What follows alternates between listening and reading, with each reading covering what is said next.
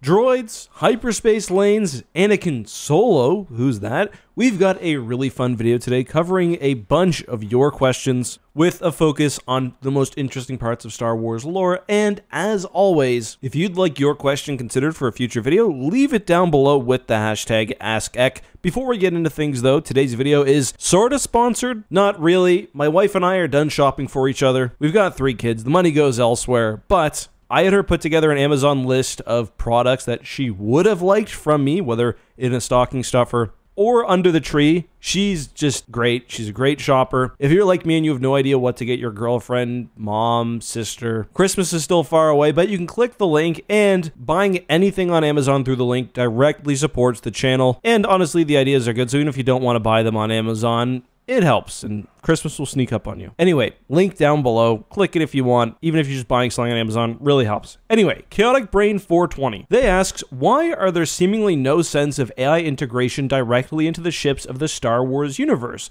This question is more specifically at capital ships or ships which cannot fit astromechs. I feel like an onboard ship AI could monitor and give feedback on systems like shields, weapons, and even engines to pilots or crews. And that's a good question. And certainly shipboard or building-based computers and systems do exist. Even ignoring the L337 stuff from Solo, the original trilogy, and especially The Empire Strikes Back, feature scenes discussing usually physical droids talking to a computer, whether it's the computer of the Millennium Falcon or Cloud City, and they seem to have their own personalities. The Millennium Falcon's computer is spunky, but more to the general question, you have to consider the aesthetic sense of Star Wars and the sort of type of futurism it's trying to create. Star Wars exists in a galaxy with really incredible technology, especially when it comes to power generation, artificial gravity, hyperspace, droid intelligence, but we don't see the same type of advancements in miniaturization or even electronic communication. There's lots of things which are tactile. Astromechs seem to do a lot of work by physically interfacing with ports. And yeah, if someone created Star Wars based on today's technology, that would be much different, unless they were going for the same aesthetic, of course, because the internet changed things and would have shaped how we saw a potential future. But that's what Star Wars goes for. It's that mix of futuristic, but also 80s, old-fashioned. Obviously, that depends as well on the era, with the prequel trilogy looking different than the original trilogy. But the droids really help give the universe a lived-in feel and give it a lot of personality as well. The way you can think about it is that, yeah, you can make incredibly advanced robotics, but you need physical space to make the machines. They don't need to be mobile, but their brains take up room. There's a supercomputer in the old Star Wars newspaper dailies called the BRT, and it's just a giant wall, like what someone in the 70s would have imagined a supercomputer to look like.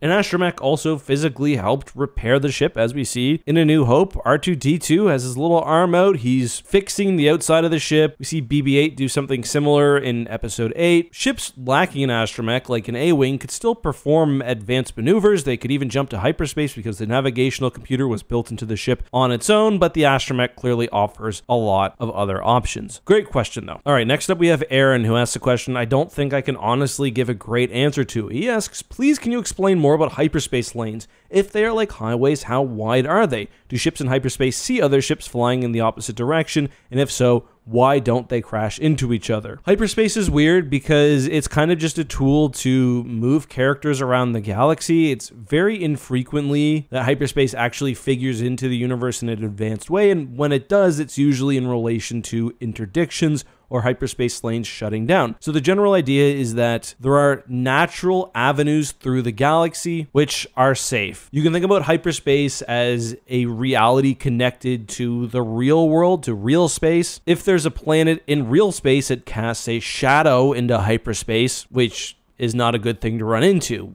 When you travel through hyperspace, your vessel seems to cross through the dimensions. Hyperspace is probably protracted or smaller, so you go through hyperspace and you pop out on the other end and you're across the galaxy. You don't normally hear about ships seeing each other in hyperspace. There are a few scenes, I can think of the Clone Wars, there's some shots with the vendors where you do see other vessels in hyperspace. I'm sure there are others as well. That's not something the lore really talks about. And I can't think of too many collisions within hyperspace itself other than descriptions of ships hitting massive bodies, or rather the shadows of them, like black holes or planets. In Star Wars canon, the High Republic did start off with the hyperspace disaster, but the issue there was more a ship's fragments traveling through hyperspace, then exiting into real space and impacting things with massive speeds. You could say the same thing about the collision in The Last Jedi. It wasn't a ship traveling through hyperspace colliding with another vessel. When a ship jumps, it has a period where it enters pseudo motion. It accelerates extremely quickly. Does that make sense with the description of how hyperspace works? I don't know. But the Raddus impacted with the supremacy basically between jumping and entering hyperspace. Regarding the busyness of hyperspace routes, I could point to the New Essential Atlas. It says, and I quote,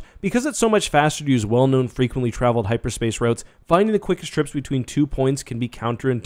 Star System A and Star System B might be linked by a trade route just a few dozen light years long, but if few ships use that route, travel along it will be agonizingly slow, with spacers better off traveling hundreds of light years along a heavily trafficked route between Star System A and C than hundreds of light years back along another busy route. In that case, the text is explaining how busy routes are usually more well mapped, and navigational computers between ships actually share data as well. So yeah, it's also somewhat counterintuitive, but the busier hyperspace lanes are usually the faster ones. You could headcanon this as the ships also share data so they don't crash into each other, although I think that goes against a bit of the spirit of Star Wars as well. It's a little too much internet. You could also say that ships just have a diminished presence in hyperspace, whatever, but that's the explanation based on Legends lore, at least. Regarding speeds, yes, a faster ship could beat a slower ship from point A to point B. All right, the final question is from Matt, who says, do you wish Anakin Solo had survived, and how would that have changed the series? So Anakin Solo is one of the Solo children in Star Wars Legends. He's the youngest of them. There's Jacen and Jaina, they're twins, and also Anakin. Anakin dies during the Yuuzhan Vong War, and it definitely sends the galaxy in a different direction. I understand why Anakin was killed. That Anakin had to die, I think largely to avoid fan confusion with the prequels and Anakin Skywalker. Obviously, Anakin Skywalker existed as Darth Vader, hence the name Anakin Solo, but with him becoming a more prominent character again, I think George Lucas probably kiboshed Anakin Solo, leading to his death at Mercure in the Yuuzhan Vong War. I don't really wish that Anakin had survived. I do think it's unfortunate, though, that Jacen also ended up dying. Anakin's death was really brave. It was a sacrifice to basically end a threat against the Jedi, and it ends up essentially leading to a bunch of really bad things across the galaxy. Jacen, his brother, as I mentioned, ends up going to the dark side. That's related not just to Anakin's death, but kind of his fears about galactic security. Jaina has to kill him. She has bouts with the dark side as well. I think it was an interesting choice. I wouldn't have minded for a happier ending for the Solo family. The New Jedi Order was trying to show that the stakes were higher during the Yuuzhan Vong War. It did that by killing not just Anakin, but other characters, Chewbacca, Elagos Akla. I honestly wouldn't have minded if it had been Han or even Leia who died instead, and then let the Solo children step even more into the limelight. Those are my thoughts, though, and that's today's video. Let me know what you thought of the questions, and of course, if there's any you'd like to see answered in a future video like this, leave them down below. And just a reminder, if you guys do want to support the channel, you can check out that Amazon Christmas shopping list. Nothing on there is any more expensive. It's just recommendations. We get a small percentage if you purchase. It'll go to my wife's. I don't know. I know she's getting the Amazon gift cards, though. But that's all I've got. I'll see you soon. May the Force be with you.